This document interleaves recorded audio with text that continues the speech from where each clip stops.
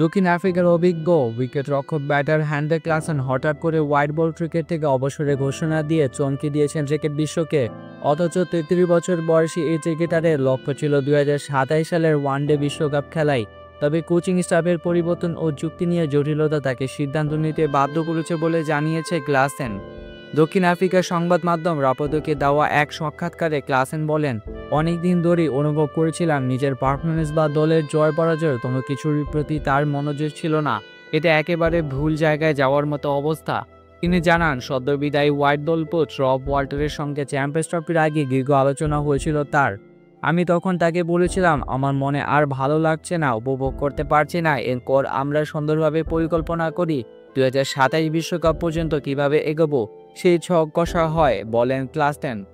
কিন্তু হঠাৎই পরিবর্তন আসে। কোচ ওয়াল্টারের বিদায় ও ক্রিকেট সাউথ আফ্রিকার সঙ্গে চুক্তি নিয়ে আলোচনার প্রত্যাশা অনুযায়ী না হওয়ার অবসরের সিদ্ধান্ত আরও সহজ হয়ে যায় ক্লাসেনের জন্য।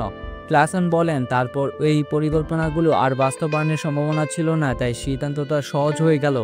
শুধু খেলার প্রতি আগ্রহ কমে যাওয়া নয়, ক্লাসেনের অবসরের পেছনে আরেকটি বড় কারণ ছিল তার পরিবার। ক্লাসেন জানান, দীর্ঘ ৪ বছর আন্তর্জাতিক ব্যস্ততার পর পরিবারকে সময় দেওয়ার প্রয়োজনীয়তা ছিল অনুভব করছেন। এখন আমি ৬-৭ মাস ঘরে থাকতে পারবো, আমার পরিবার সেটা প্রাপ্য। অনেকদিন ঘুরে ঘুরে খেলেছি, এবার একটু বিশ্রাম দরকার, বলেন ক্লাসেন।